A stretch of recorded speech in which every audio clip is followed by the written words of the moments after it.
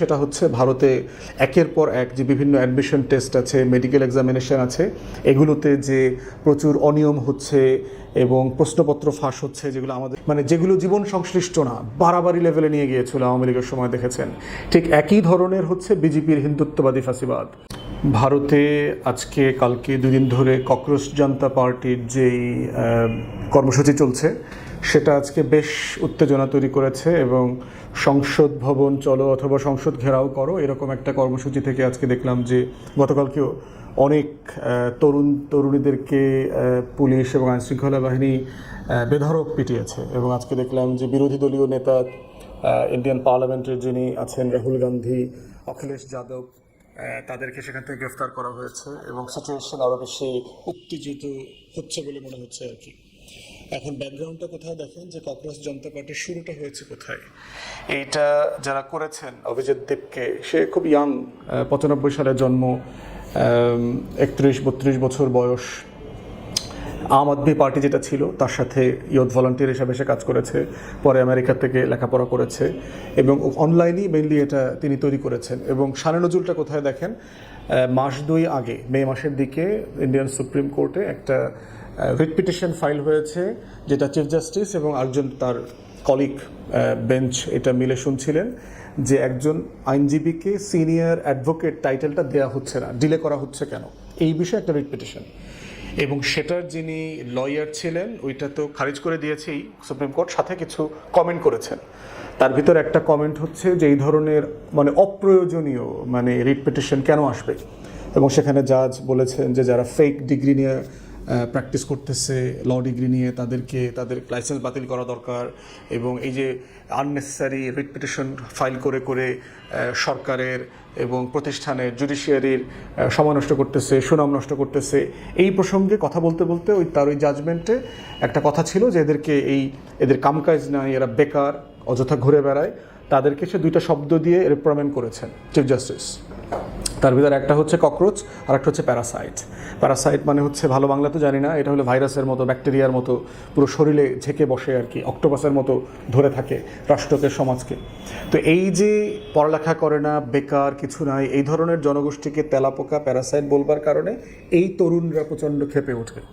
এবং এটার সাথে যেটা যোগ হয়েছে সেটা হচ্ছে ভারতে একের পর এক যে বিভিন্ন অ্যাডমিশন টেস্ট আছে, মেডিকেল এক্সামিনেশন আছে, এগুলোতে যে প্রচুর অনিয়ম হচ্ছে এবং প্রশ্নপত্র ফাঁস হচ্ছে, যেগুলো আমাদের সোনার বাংলায় আওয়ামী লীগের আমলে আমরা প্রচুর দেখেছি।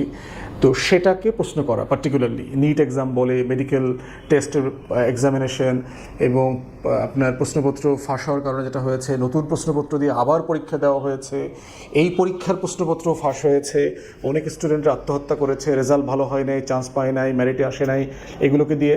তো এই 2টা জিনিস মেইনলি এইটাকে ট্রিগার করেছে মে মাসে। তখন তারা একটা ফেসবুকে গ্রুপ করে তারা এই আন্দোলনটা করে এবং তাদের যে মোটোগুলো দেখবেন, তারা নিজেরাই বলতেছে যে এটা হচ্ছে বেকার এবং অলসদের প্ল্যাটফর্ম, যাদের আসলে কোনো কাজ নাই, তারা চিন্তায় গণতান্ত্রিক কিন্তু লেজি বলতেছে, আবার সমাজতান্ত্রিক চিন্তায় আর কি, সোশ্যাল, সামাজিক, এরকম।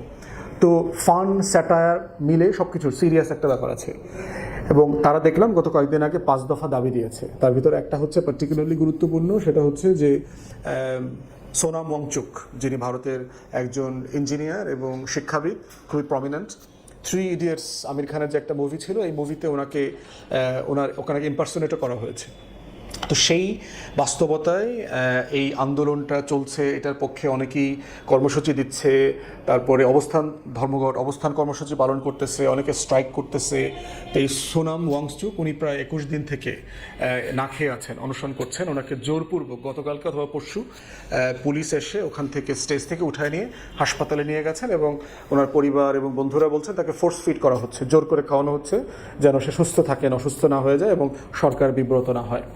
এখন এই বাস্তবতায় দেখেন যে আসলে ইস্যুটা কী, এবং দেখেন কত কাছাকাছি আমাদের তরুণরা 24-এ যে গণঅভ্যুত্থান করেছে, জেনজি প্রজন্ম, যারা সিম্পলি একটা ফেয়ার কান্ট্রি চায়, একটা সরকার চায় যেই সরকার তাদের কথা বলবে, আদর্শ, ইতিহাস, অতীত, ঘাটাঘাটি, যেগুলো জীবন সংশ্লিষ্ট না, বাড়াবাড়ি লেভেলে নিয়ে গিয়েছিল আওয়ামী লীগের সময় দেখেছেন। ঠিক একই ধরনের হচ্ছে বিজেপির হিন্দুত্ববাদী ফাঁসিবাদ, যে অপ্রয়োজনে ধর্ম নিয়ে আসবে, কোনো প্রয়োজন নাই। সব মসজিদের নিচে একটা করে পুরাতন মন্দির খুঁজে বার করবে, না হলে হচ্ছে তাদের যে দেবদেবিতা তাদের জন্মস্থান খুঁজে বার করবে, এরপরে মসজিদ ভাঙা দিবে, গির্জা ভাঙা দিবে, হাজার হাজার লক্ষ লক্ষ মানুষকে নাজেহাল করবে। এবং এটা করে যেটা হচ্ছে আসল সমস্যা থেকে জাতিকে সাইডলাইন করে দিচ্ছে, পাশে ফেলে দিচ্ছে, যেটা আওয়ামী লীগের আমলে আমরা দেখেছি, যে কোনো ফ্যাসিবাদী শাসন ব্যবস্থার যে কাঠামোগত বৈশিষ্ট্য সেটা আর কি। তো একই রকম সিচুয়েশন আমরা দেখতে পেলাম যে দিল্লিতে যেটা হচ্ছে, আমরা এই তরুণদের কষ্টের সাথে, আন্দোলনের সাথে আমরা সহমর্মী। আমরা বোধ করছি যে এই আন্দোলন, এই প্রসেসের মধ্য দিয়েই আমাদের বাংলাদেশের তরুণরা বারবার নিজেরাও আন্দোলন করেছে। এবং আজকেও দেখলাম যে ভারতে আন্দোলনের যে কর্মসূচিগুলো দিচ্ছে, সেখানে তারা প্রচুর নেপাল এবং বাংলাদেশকে রেফার করছে। কারণ জেনজি মুভমেন্টের ব্যাপারে বাংলাদেশ তো গোল্ড মেডেলিস্ট, সে চ্যাম্পিয়ন এবং সে হচ্ছে এটার নিক্তি। অতএব সেই জায়গা থেকে আমরা বোধ করছি যে ককরোচ জনতা পার্টি যে নামে যে ব্যানারে আসুক, এটাই হচ্ছে আসলে জনগণের অধিকার আদায়ের আন্দোলন, এর বাইরে আসলে কোনো বাস্তবতা নাই।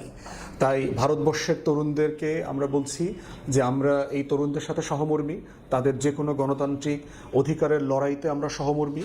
আমরা চাই যে আন্দোলন বাংলাদেশের তরুণরা করে সফল করেছে, তারাও সফল হবে। এবং ভারতবর্ষে গণতন্ত্রের যে ইতিহাস আছে, লড়াই আছে, সেটা শত শত বছরের এই ট্র্যাজেক্টরি থেকে, এই যে ইতিহাস আছে, এই ইতিহাসের একটা নতুন পালাবদল এখানেও হবে। এবং সেই জায়গায় আমরা বোধ করছি প্রতিবেশী রাষ্ট্রে এই ধরনের অধিকার ভিত্তিক আন্দোলন যদি তৈরি করা যায়, যে আন্দোলনে আসলে পুরো রাষ্ট্র বেনিফিটেড হবে এবং জনগোষ্ঠী বেনিফিটেড হবে।